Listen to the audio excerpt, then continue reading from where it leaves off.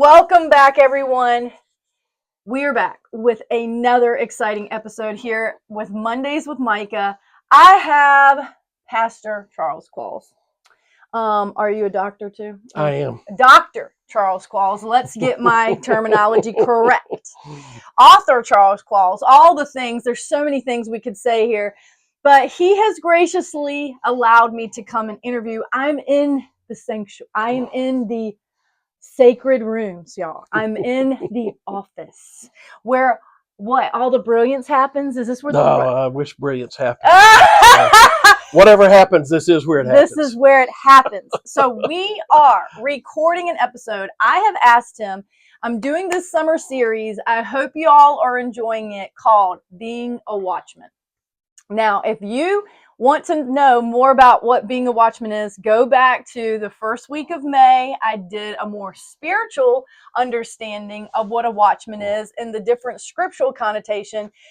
We do have a pastor here, so if you want to reference things that pour out of your heart, then you absolutely can. But I sent him some questions ahead of time to talk about this. Now, it's been 2 years, Charles, since this foundation has begun of what we're calling the Widow Walk Foundation. And we're walking with people, we're walking through life. That's the pace I'm at. I'm not running through life. Charles, I'm walking through life. And many times people ask me when they come to my booth downtown, and when we've been able to do the Spring Fest and Fall Festival, is this a group of walking women? Do you walk? And I'm like, wow. I would like to get a group of women walking together that are widows. And I am a widow that walks in my neighborhood. But no, we're not a collective group of walking women. At least not yet. Not yet. But we have sponsored the 5K that we've done, and that's coming up again. Now, Charles, we met in, was it the United Way? It's been a long time ago now. Yes. But yeah, probably United Way first.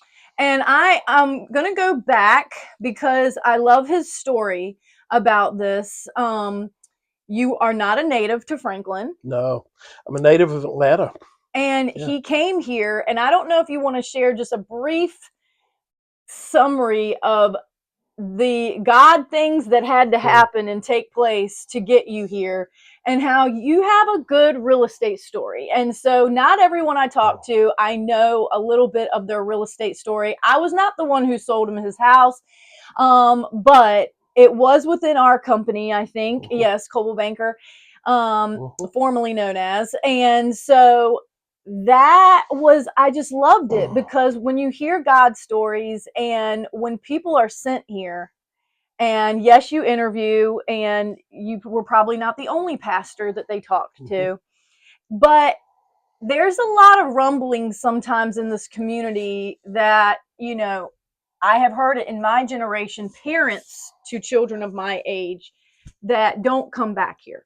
Like once you go to college, find a job somewhere else. There's not going to be success here, and things of that nature. But I remember one time years back talking to Charles a little bit about his house story, and he was like, man, this has been our best destination yet. Yeah. So can you share a little bit about that, Charles? It absolutely has been. And I think we come here's look at Franklin differently than people who have maybe spent their entire lives here, or the majority of their lives here. We moved here from Midtown Atlanta. I'm a native Atlantan, grew up on the north side of town, and then spent the last 16 years before moving here in Midtown Atlanta. We lived in Greensboro, North Carolina before that.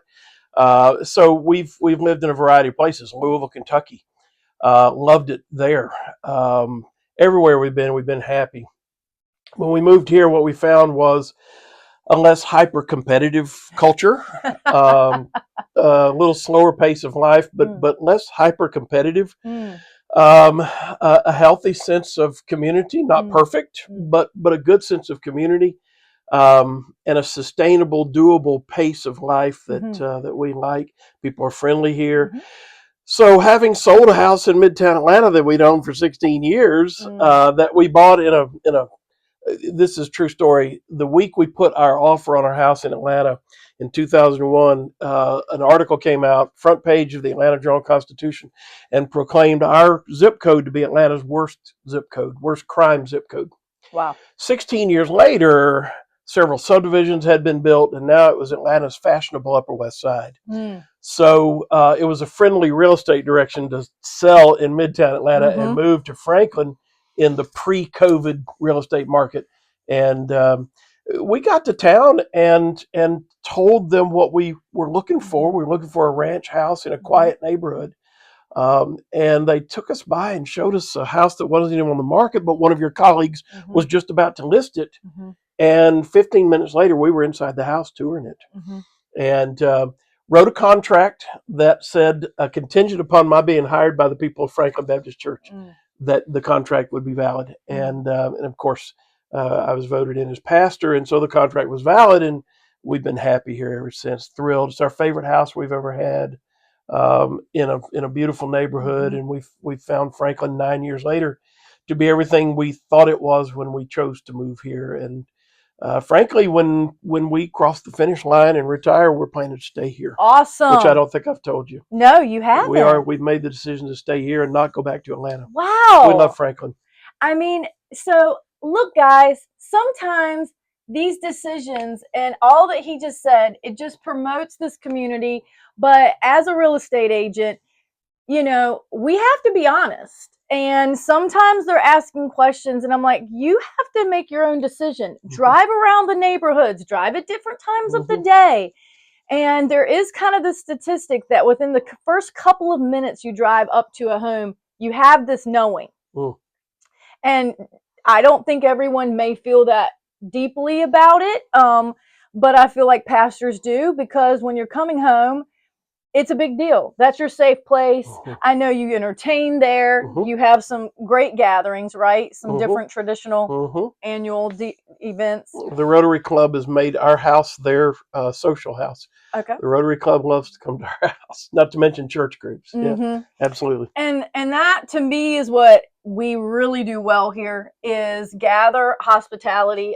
You know, that's a Southern thing, but I think less and less people really do open up their homes. But there's something that it does for me personally, that when you can create an environment that there's laughter, there's joy, there's connection, there's good food, always good food. Yeah. And so here today, the topic that we're talking about, and I'm asking every one of you this, so you're going to start seeing some patterns, but the conversations are going to evolve as we discuss it, is what does being a watchman mean to you now that you're a 9-year resident here? And I think you couched this specifically in the context of grief, if I remember correctly. Yes. So, yeah, you know, in doing what I do, and being where I have been, serving mostly large churches as an associate pastor before coming here as a senior pastor, we deal with grief, and we deal with it in volume, I'm afraid to say. Yes. These are mostly older congregations. By that I mean not just demographics of the congregation, but the congregations themselves have been around for over 100 years. And they're quite large, and so it means you have a number of people who are going to experience loss of loved ones, and we have to walk them through that. So to be a watchman, you remember biblically, the concept of the watchman was kicked up by the prophet, I believe, Hezekiah, if I remember correctly, pledged to God to be a watchman upon the wall. A watchman's job is not to fight all the battles. Right. I can't walk your grief for you. I can't experience your loss for you. But I can be on the wall, helping you to see the conditions that are developing around you.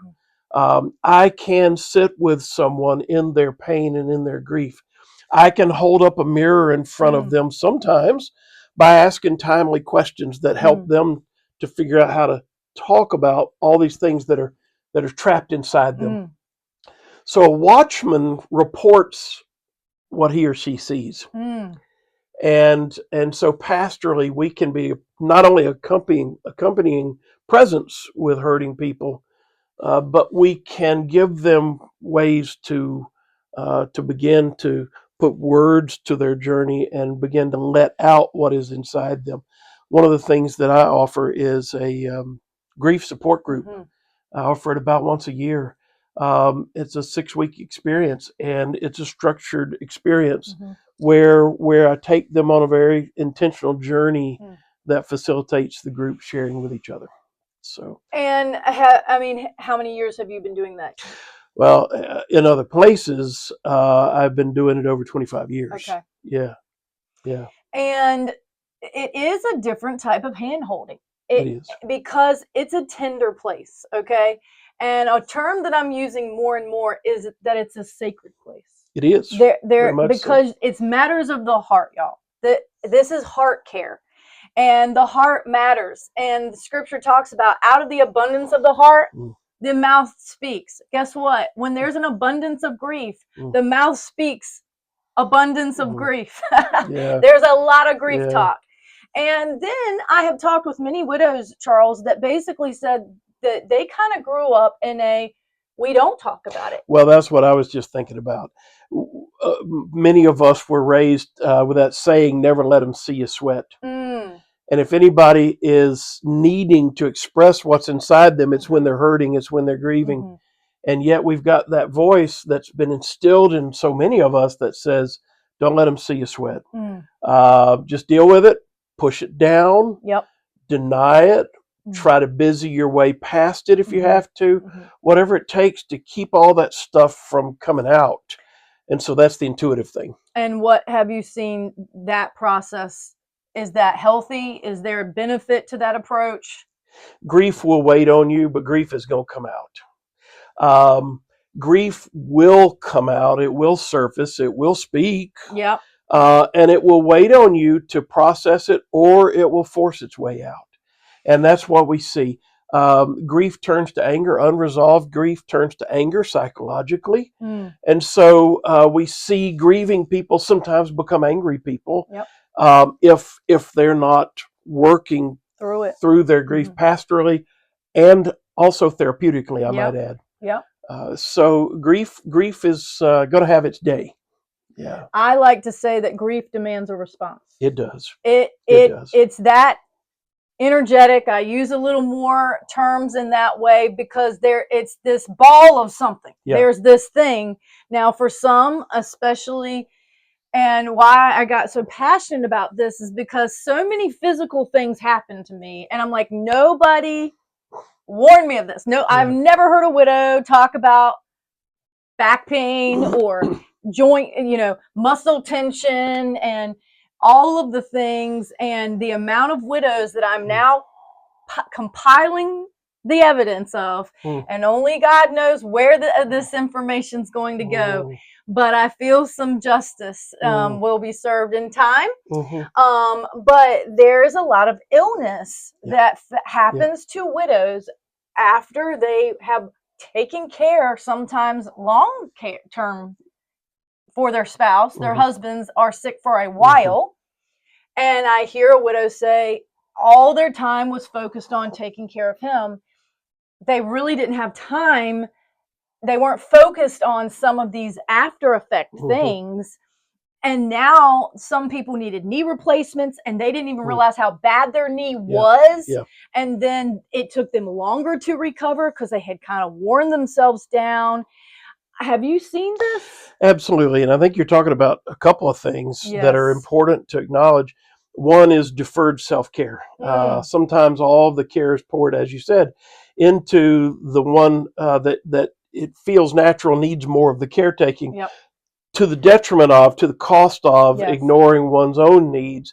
And so we begin to see those things surface. I think the other thing, though, that's real in this, suppressed grief, unprocessed grief will attack your body.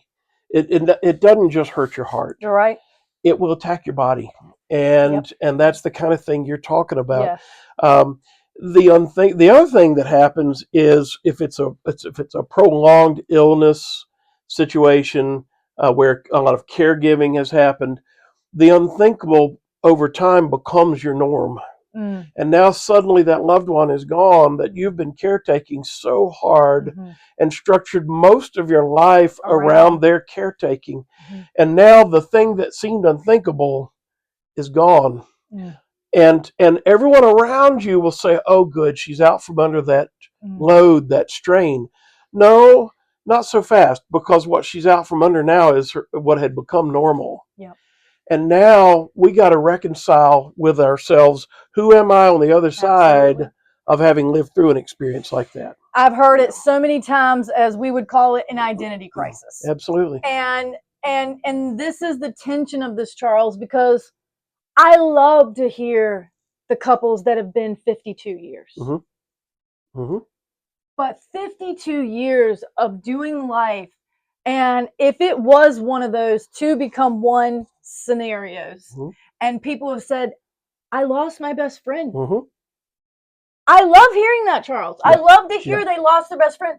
It's sad because I talked to a widow recently, and they said, can you call your best friend? And it hit her so deeply. That was him. And she did not have a girlfriend as close to her as her husband. I was thankful to hear that she said, I have made new relationships. But that's really, I believe, the way God designed us to be close helpmates with each other. And then when you do honor your spouse, and for so many, I have seen this and used this term more recently, that they don't let a lot of people in, Charles, because they want to honor their spouse's dignity. I call the aftermath of death, I call that life's most cruel adjustment. Wow. Adjustment is a word that's really popular actually in clinical settings where death and grief is discussed. There are different models that explain sort of the process of getting through the grief and death experience. Elizabeth Kubler-Ross's model of the 5 steps of grief, or 5 stages of grief, is the most famous one. But they all end in something that looks like adjustment. But getting to the adjustment is the hard part of the journey. And it involves all these things that we're talking about, including the willingness to let yourself sit with that grief and then verbalize it. Actually let it out. A lot of us will keep things in here, but there's what we don't intuit is there's a tremendous power to letting something finally come out of you that you've only processed silently, internally, privately. And once you do let that out, a lot of people talk about, well, that felt good to talk about that. Well, there's a reason it felt good to talk about it, because it was healthy for you to do. And I have found too with that, Charles, and I don't have a theology degree, I do not have a counseling degree, that something has shifted in myself where let's just say, for the sake of terminology, when hard things are dumped on someone else, it can be hard to ingest those things, and so you really can't. It dumps back out of you, like gossip, for example. You hear something, you can't hold it, you spit it back out. And I find that in this, and part of our Widow Walk community, and I say this at every gathering that we have, when it gets a little more personal in the conversations, not all of them are that way, is that this is a sacred space, that what stays here, what is said here, needs to stay here. That's right. Because because this is sacred ground. When we're talking about lives, and lives that are lost, and the hearts that are affected, grief has a way of tenderizing us. And I've said this because I use a lot of food references. Okay, how do you tenderize meat? You beat them with a mallet, y'all. So grief's a beating. There's a beating that happens sometimes suddenly, sometimes very slowly. And I have heard this question. I want to hear your response, because I know you've been asked it. Why does bad things happen to good people? Why do some die? It is this eternal question And I've come, and I'm just going to say my piece on it. This is the statement I give when I get to share in churches or whatever in my story. And I really believe the Lord gave me this, is that God did not stop loving me when he rewarded my husband with heaven. It is a reward to enter into eternity. And for me to grieve, and I'm not saying how you grieve is different, but for me, anything in the book of Revelations talks about a place that has joy, that there's no tears there. We know to live in this earth here, I've had to shed a lot of tears. But when I feel closer to the presence of the Lord, or closer even to the presence when I feel something near, it's joy for me, Charles. And I feel that that's a piece of eternity. And I just told someone recently that death for me was an open door. It wasn't closed. My experience in the last 9 years has felt more open to the possibilities of what can happen in the earth when people start to believe in themselves and connect with someone else. But pain for me has been an access point. And I'm saying it's an open door. You hard earned that access point. What happened to you 9 years ago, and I arrived here just before we lost Ben. 9 years ago, you hard earned that access point. You used the terminology of tenderizing, and that's a fascinating way to put it. And I follow exactly what you're saying. I think it tenderizes us only after we've passed through these stages and phases and reached that adjustment. Because back toward the beginning, in the earlier aftermath of loss, especially if people are in unresolved or unspoken grief, what is clinically called stuck grief sometimes, there's a lot of anger. Yep. And that can kind of freeze you up, right? Oh, it messes with everybody.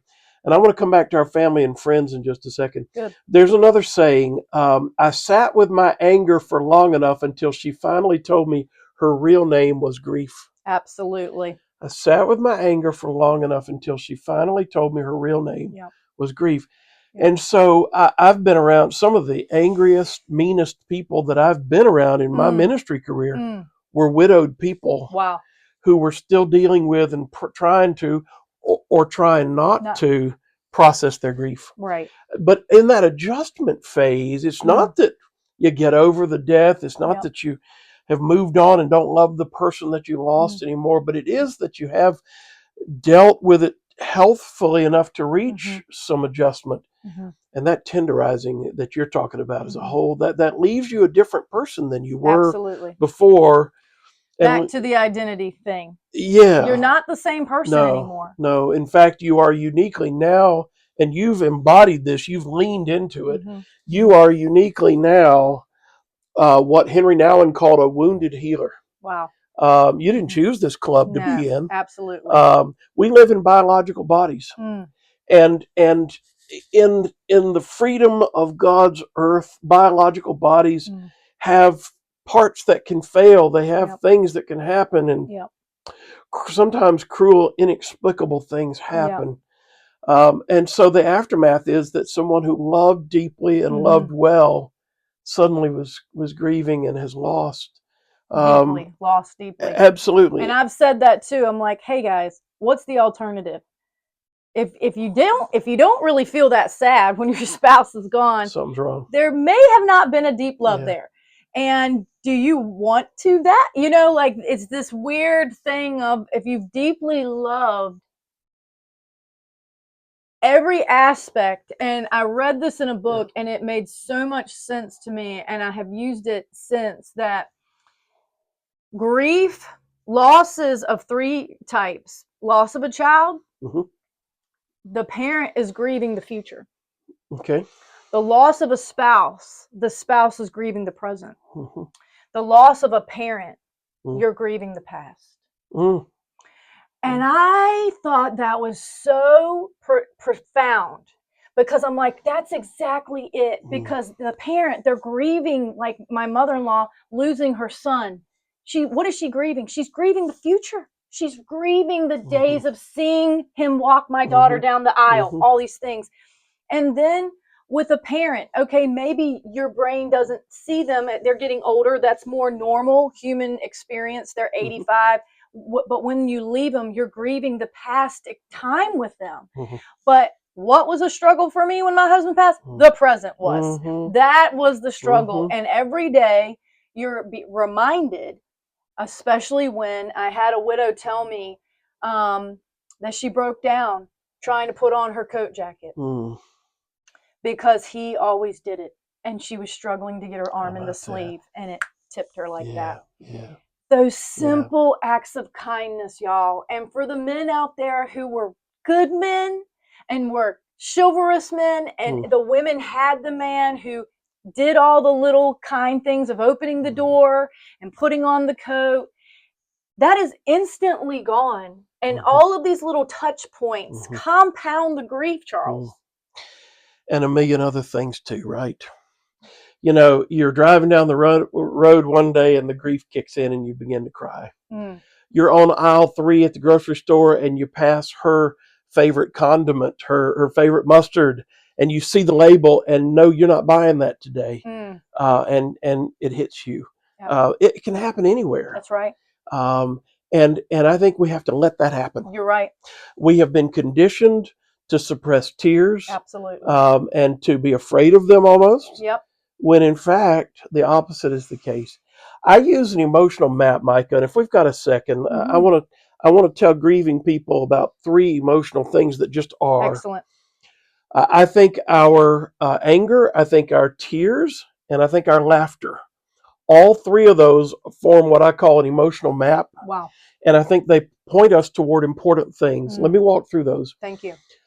Anger tells us that something inside us has been threatened. Grief feels like anger. Grief often surfaces as anger. Think about all the things you said that for you with a spouse, it was the present. Yeah. So it's how do I? How should I? How will I? How am I going to? It's present. I think it's also some future too. And those kind of things are discombobulating. They're frustrating. Yes. They leave you confused. And so when something makes you angry, it has threatened something inside you. Now, we Christians have a guilt complex about anger because we misread our Bibles. Our Bibles presume anger, presume frustration, and then tell us how to live, given that we will sometimes be angry, given that we will sometimes be disappointed or frustrated. And so when you are, rather than trying to suppress that or deny it, you might ask, well, I'm feeling angry right now. Yep. What is being threatened in my life right now? And explore that. Yeah. It's part of your grief recovery. Absolutely. Second thing, tears. Never let them see you cry. Don't let them see you cry. Big boys, big girls don't cry. Well, tears happen because something important is happening. So when we suppress tears and try to stuff them down and make sure nobody saw us, instead, we really are wasting an opportunity to ask an inner journey question. What's important that just happened? What is important that's happening right now that I need to let happen, that I need to explore, that I need to know more about? Third thing, laughter. And for our grieving people, especially our widows and widowers, I think you're short on permission to even laugh or find anything funny. But over the passage of time, if you are on a healthy grief journey, laughter is eventually going to happen. Yes. You're going to be with your family and somebody's going to say something funny and you're going to laugh. And you should. You're going to be out with your girlfriends and somebody's going to do something goofy and you're going to laugh. And you should. Laughter points us to the hope inside us that there is a future. And I have felt it. And those early days, by default, I'm more serious of a person. But I will even take it a little bit further with these tears. And I know I've said it somewhere in one of these videos that tears helps regulate your nervous system. Okay, so when anger happens, when fear happens, there's a dysregulation in our body. And the more we learn how to adjust to that, and I've told many people, when you see yourself going into a car accident, or, sometimes we don't know, but sometimes what do? We brace. But how many times have we been told, if you get stiff, the probability of injury is higher than if you try to be loose, basically.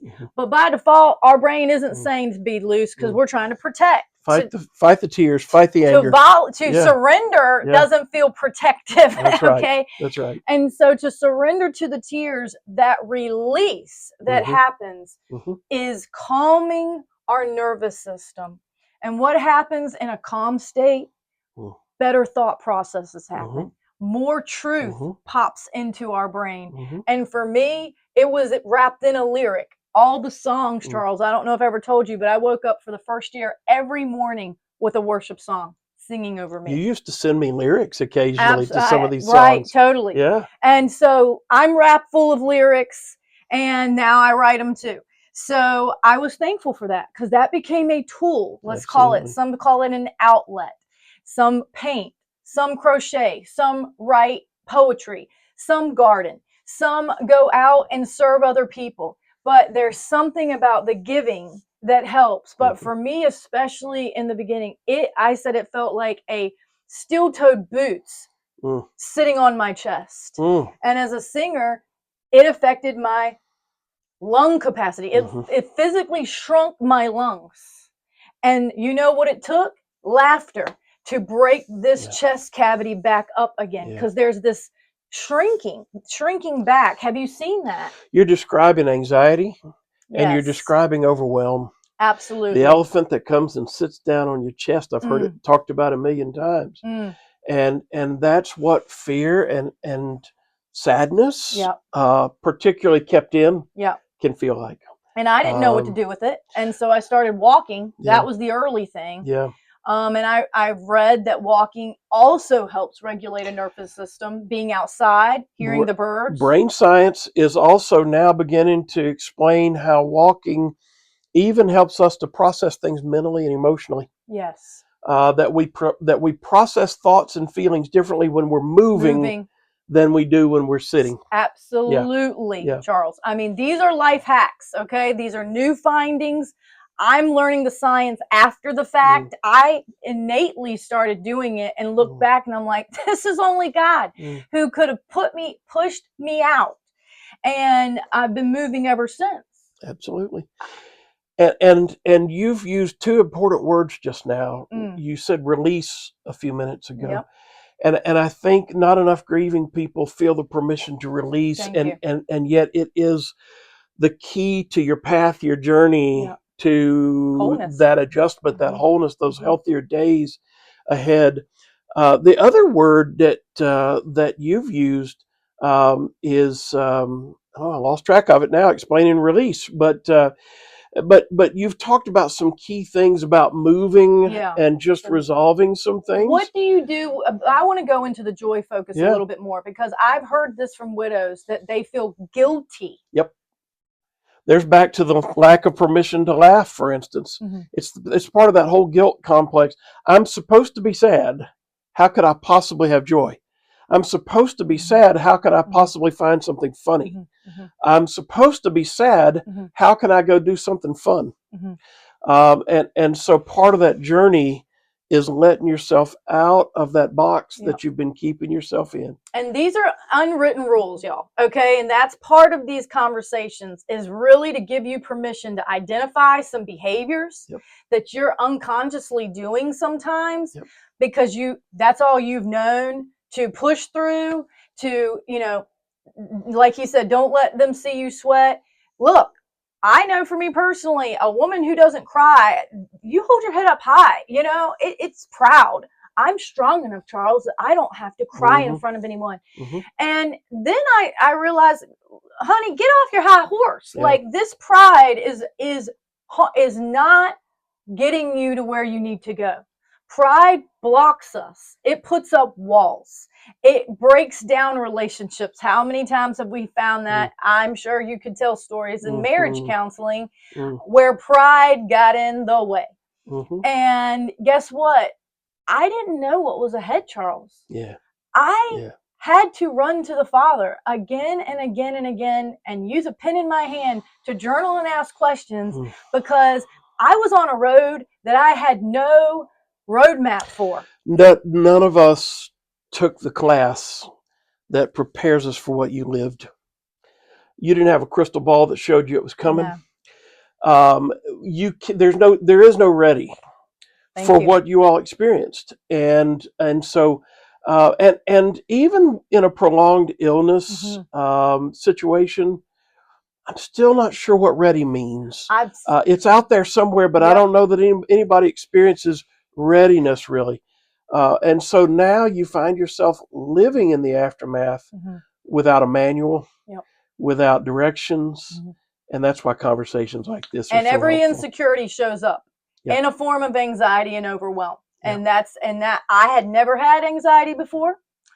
And I just remember these odd things. And one of them is very distinct for me was packing the car to go on vacation.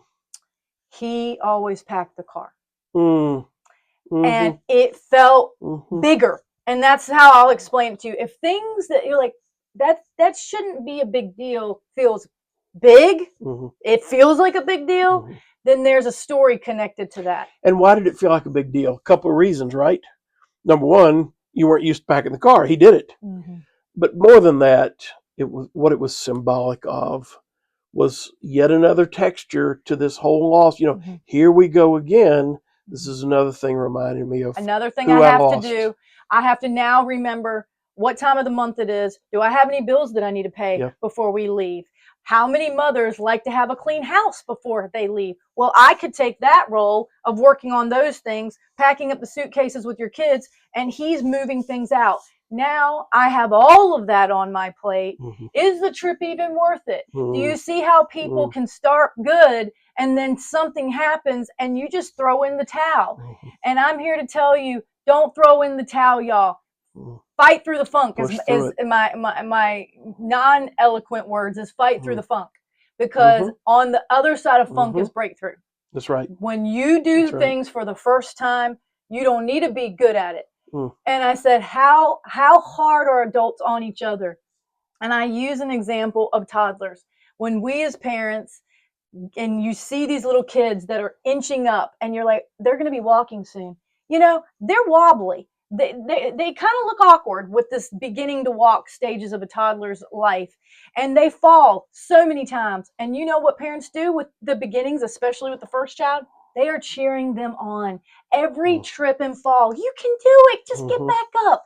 But I'll tell you, Charles, that as an adult, starting new businesses, doing things we've never done before, I didn't get that many attaboys or attagirls. Had to give them to yourself, didn't you? Yes, I had to dig deep within and say, does it matter to me enough to do this, sink or swim?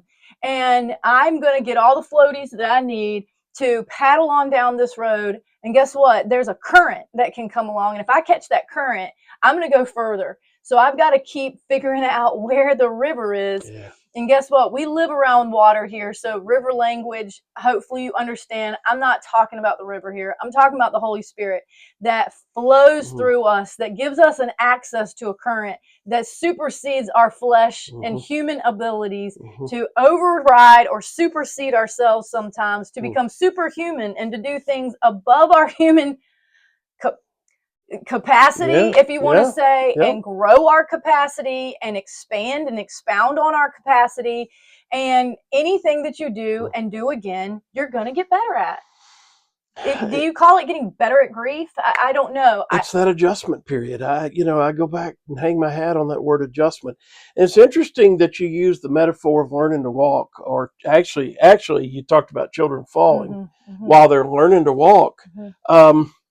I've got a friend who wrote a song one time that, around the notion that learning to walk is really learning not to fall. Wow. And so when your whole world has been turned upside down, you're going to fall. And so now there's this reorientation, this reckoning Yeah. of who am I now after this loss? And how am I going to learn to do some things? And maybe what are some things that I'm just not going to do Yep. Because I'm just not going to try to do them. Yep. Can't do everything. Yep. And you can only be one person. I'm not You cutting can the only be trees one person. down in my yard or Right? the limbs. Okay. Right? You can only be yourself. Mm-hmm. And so the aftermath of grief, if we stay with that walking metaphor, Mm-hmm. it's really learning to not fall. Yeah. And that takes a while. That Yep. it's like a toddler trying to get on their feet. And I felt that way. I was in more shock with my husband passing, so I wouldn't say I could even articulate what you're saying right now. But I just felt like I had to move. So that was my first instinct. But 3 years later, when my grandmother passed away, for whatever reason, it really stung. So that anger found me with my grandmother. And we had about a month before she passed. And I talked to Kathy Wright. I'm just going to call her name out. Y'all know the funeral director's wife, and she has had to pull me out of some moments, but she's a tough lady, and I needed that straight talk. So I was a wreck, Charles, after it was a Sunday in April, and in 2020. So we're in the midst of COVID. My grandmother's passing. I lived beside her my entire life. She was my biggest cheerleader. Always asked the right questions. Always seemed interested in what I had to say, Charles. I mean, that's all we want, and she's going home. And I said to her, it feels like sinking sand. All right, let's look at that, because I think we all need to learn something from what Micah's just told us. You lost your grandmother, and yes, she was that rock for you. She was that person for you, and all those things. But what you're describing sounds like her loss hit you doubly hard. Absolutely. Almost inexplicably hard. Why do you think that was? I think I understood the reality of her being gone. Okay. I don't know. You can psychoanalyze me all you want here, Charles. No. It's. I think what it did was it reached back in to a place you had already been. Yeah. With Ben's lost, it reawakened a place some things that you're never over. Right. And I didn't want to go through it, y'all. And I think that's the important understanding. I didn't want to go. They're always there. Adjusting after grief and renegotiating your life after loss doesn't mean it goes away. Right. And so there was this here we go again thing, I think, that hit you hard. Yes. And now you're grieving two people. Yep. Not just one. And then last year we lost my father-in-law. And I will tell you, Charles, that it crashed on me again. Yeah. And this time, a thought that you would have thought I would have thought in the first round of my husband left me. I never thought that in 2017, Charles. But it hit me after my father-in-law. All right, y'all, if I had a piece of paper and a pen or a whiteboard behind me, what I would draw first would be a straight line across the paper. We Westerners are wired to think in a linear fashion, and we expect grief to behave by those rules. We think we enter grief at point A, and we're just going to move across the horizon, and someday I'm going to get better, and I'm going to come out over here at point E, and now I did that. Yes. That's what we think grief is going to be. Instead, grief looks like the messiest, most squiggly, interconnected, interwoven lines. If you just took a pen and put it on an empty piece of paper and just ran it all around for about 5 minutes, that's what grief acts like and looks like. And so all of a sudden, you were taken back, Kubler-Ross would say, that you were taken back to denial and bargaining. Because suddenly some frustration surfaced that was years in the making. How could you leave me? Is something that we hear from spouses all the time. How could he, how could she have left me? Well, that spouse knows that their spouse had cancer. Yes. That spouse knows that their spouse was in an accident, whatever it may have been. But they'll verbalize it as, why did she leave me? Why did he leave me? And it's this whole thing that's happening inside of us where we are still trying to wrestle with and work out something that we just still can't believe happened, really. And I've heard this too, and I don't know the terminology, that even in our brain, back to the neurological part, which I'm so fascinated with, what it does to the brain, how the body responds, but that there is this longing for them to return. Let's say that, I'll use that term, but that there's even statistically like 3 to 5 years, this kind of a turning point of where this grief thing can show up again, because there's something in there saying, well, they've just gone away. Let's call that denial, however you process it. They're gone. We know they're gone, but it doesn't feel definite. I'm going to wake up one day, and this is going to have been a dream. Yeah. We counsel or a nightmare, or a nightmare, a dream of some variety, right? We counsel people to not make, for instance, any big decisions, life decisions, in the first couple of years after the loss of someone significant. Why? Because all this stuff is informing you and sometimes misinforming you. And you need a couple of laps around the calendar minimum to be in a place where you can just start to make bigger decisions. So it's a messy, extended journey. It is also why, and speaking of intuitive responses, I've known grieving people who, after what I wouldn't even call a respectful amount of time, their family, their friends are already trying to set them up with that single person at the office, that person in their neighborhood. Hey, you ought to go out with so-and-so. Well, don't do it because you're not over the person you just lost. The amount of widowers that I've talked to who have been offended by that exact scenario is more than not. And why are your family and friends doing it? It's not that they're trying to they don't know they're doing something wrong. Right. They are intuitively trying to fix you by fixing you up. They don't know what to do. Your best friends, your brothers and sisters, your girlfriends, they don't know what to do with you this broken. Yeah. And so they want to fix you. And in our culture, sometimes you fix somebody by trying to fix them up. Yeah. And yet anybody you were to spend time with deserves a better, healthier version of you. And there are no shortcuts to that.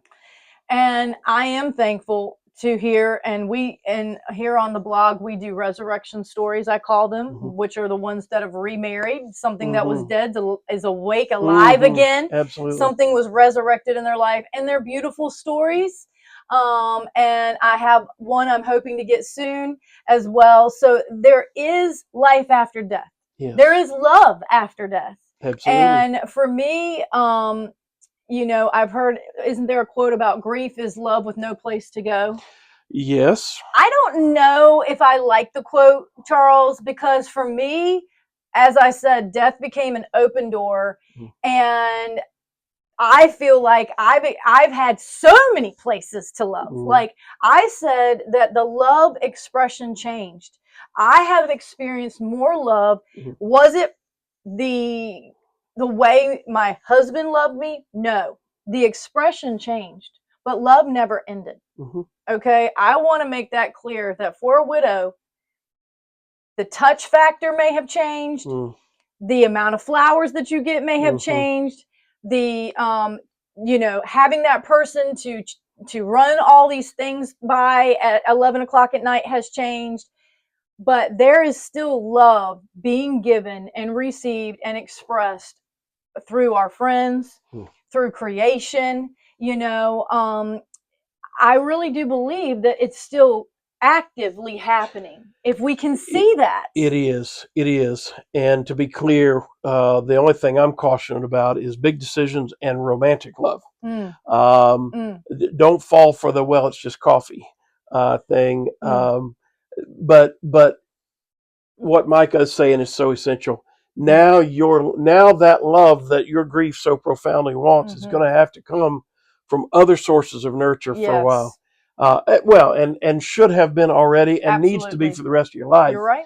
But now, for a time, it's going to need to come from sources other than being coupled up. Yes. While if it was a spouse Yes. or a significant other that you lost. And so we just have to be aware of where we are and allow the things to play out that need some time to play out. No shortcuts. And one of the scriptures that really leaped off the page, and we'll be finishing up here with this riveting conversation, I hope you believe, that we're keeping things light, but we're talking about things heavy. That's the beauty of some of this, is that you get further down the road and you're not broken talking about it, meaning weeping. That doesn't mean that weeping hasn't happened. Just because I'm able to be regulated to have this conversation, do not assume that I'm just scathing through this. That's like right. I skipped stuff. Don't That's assume that anyone, because our assumptions are wrong more times than not. But there's the prayer of Jabez that a lot of you may be familiar with, is what? That he prayed and asked the Lord to expand his territory. The highlight to me on that little book that was written years back, or that couple of verses, was on the expansion. But it leaped off the page that it said that he was birthed out of pain. He was given his name out of pain. And then the next birth said, if I have sinned, or whatever it may be, however fallacy he was, will you grant me and enlarge my territory? And something lit up inside me, Charles, and I'm like, this is an access point. We can birth new things. That's right. In a spiritual way. Yeah. I'm using motherly terms. We use those terms in all sorts of things. We can start new businesses out of pain. We can create a brand out of pain. We can do all these things. All things through Christ, we can do them. Nothing's impossible when we invite Christ into our individual moment by moment lives. I used to just rely on him for the big stuff. I will be guilty to say, hey, Lord, I'm checking in. Is this, do I need to go here for school? Should I marry him? But the daily stuff, I got that handled, Charles. I don't need to check on him. I heard someone say he's got so many things on his mind. Big things to do. Yeah. You don't need to bother him with your prayers. I think that stinking thinking got in my brain for a while. I didn't realize that statement became somewhat of an application in my life. And I'm like, no, that wasn't it. He isn't bothered. And it's hard as parents, because we do get bothered by nagging children. And if we go to the Father 25 times today, he's going to get annoyed with me. Some of you may feel he's going to be mad. And I want to challenge that narrative that the more we go to him, the more he renews our mind, he gives us peace, new ideas. At least for me, that's what happened. Started speaking identity over me of who I was. And yes, it's been a 9-year tenderizing journey. If our God is very much of a God at all, then our God not only craves our presence, but can handle all the access we try to get. And so I would urge you all to listen to what she's saying. I want to touch on this enlarging piece. Okay.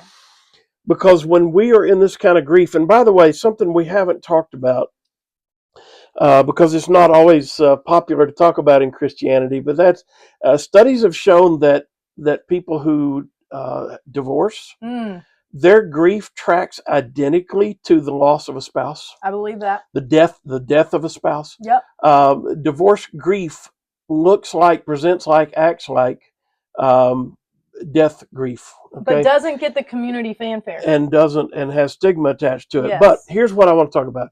In both of those scenarios, whether it be divorce or whether it be the loss of a loved one, the death of a loved one, there is this point at which early on, especially, you're kind of mired in the middle of it, and it feels like this is all there's going to be for the rest of your life. That the worst imaginable thing actually happened. Yep. And now this is going to be the last chapter. It's the defining And moment. when you're in the middle of it, that's what it feels like. This is it. This is the worst. And this is it for the rest of my life. Yep. This enlarging piece she's talking about is really speaking about that process of adjustment, where now you at some point hopefully begin to re-expand yourself. First of all, learning who you are on the other side of this death. Who am I now that I was married to this person and loved them so much and suffered their loss? Who am I now without them? What is something that oddly enough, for all the worst reasons, I now have an opportunity or a need to learn how to do? Okay, so now we start to learn new things and stretch our muscles in ways that maybe we hadn't before. So there is this enlarging, this opening back up that comes with adjustment in grief. And it's a powerful chapter of life. And some may call this metamorphosis. I mean, that's another term. You know, there is this time of being in the chrysalis. There is this transition of the before version and the after. And you want to get to a place where you can shake it off and start, you know, flying again, because you feel very much, well, I would say grief kind of tries to throw you in the coffin too. It is so intense. And for everyone out there, fixing is mostly hurting us. And what I realized is that the capacity to listen and hear other people's story is the gift. The gift is the witness. And so here's my little coin phrase: our witness is our witness. Wow. And Job had many in the beginning. His friends sat for 7 days and never said a word. I don't have any friends who could sit for 7 days. That was the part where they did it right. Yes. They started messing up later. But you're right. The rest of the book, and did it right. They told a lot of things that wasn't good. He needed better friends then. He did. But I thought, man, that's interesting. And they sat with him in his suffering, is what I'm telling you. Sitting in suffering is not comfortable. Sitting in suffering challenges our own perspective on grief. Sitting in suffering challenges the fears we have about probabilities of this happening to me too. This could happen to me too. Lives have been saved because of hearing about my husband with that widowmaker, that we said, hey, if you feel heart palpitations or anything heart, do not get in the shower. And we've had at least 2 testimonies of people saying they went to the ER and they caught it. So there are lives that can be saved out of this. And so that's what I'm here to share this morning, that there's life after death. And if we're a believer, we are just walking through, we're journeying through. And really the great reward is eternity and being embraced by all of those who have gone before us. And what does the Lord have for us? And my last thought on this, Charles, with you have, if you have final thoughts, say what they are, is that back to all the energy that a spouse gave. I try to get their mind to think about when they say, well, I don't know what to do with myself now. I have all this time. This isolation thing can start to happen. This shrinking back, the fear of getting back out there, the fear of loving again because it hurts too much, loving people, opening yourselves up to making new friends. It's just a lot of scared, there is anxiety, overwhelm around these scenarios. How we think not always true, especially in that first year, all these swirling thoughts. But I said, if you could mentally take what you gave and hand it back to the Father and ask him, what can you use me for now? There is that wounded healer that Henry Nouwen talks about. And I love that label he gave to it. You would have never chosen this woundedness. But the fact is, it did happen to you. And you'll never be the same now because of that. And there will be people who you would be uniquely poised to help that I haven't lived that chapter of their story yet. But you have. And I'm sad that you did. But you are now able, and already have been able, to sit with people in a unique way, because you are now in that club you never wanted to be in, the wounded healers. And I think that's something that, as you adjust, don't try to be a hero in the first little while of your grief. You grieve. Yeah. And when you hurt, you're hurting. Yeah. But eventually, one of the things that can help enlarge your world a little bit is to be aware of the hurt in the people around you, and ask yourself where you might fit in. And you do. You have skill sets and gifts, and it's the simple acts of kindness that really have the deepest impact. It's not the grandiose stuff. I've heard it said, like, would you want your husband to just give you that one big gift once a year? Or would you like those little tiny inexpensive gifts 100 times in the year? Wow. I'll go with the 100 ones, y'all. Yeah. This is the same with grief. We can help be that simple card, remembering these things. They do want to be asked about their spouse. They want the space to share, and they don't always get it. And that's where the Widow Walk is coming in, to meet and gather. And Charles is doing his part here at Franklin Baptist Church. There's, not that he's fully a part of it, but there's the High Street Seniors that are meeting weekly. They have widows here. The Methodist Church has the Widows' Mite. They're meeting weekly. There's different forms of care in this community. And I tell people, I said, look, I'm not here to take anyone from any other group.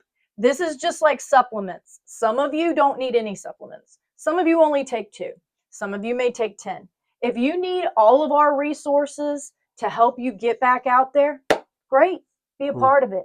If one is enough for you to feel like you've learned some things and you don't feel so wobbly walking in these new shoes, stepping into these new roles, taking on an identity where, guess what? A lot of us have pretty strong husbands, and we were proud of that. And when you walked in with him on your arm, you had that merit.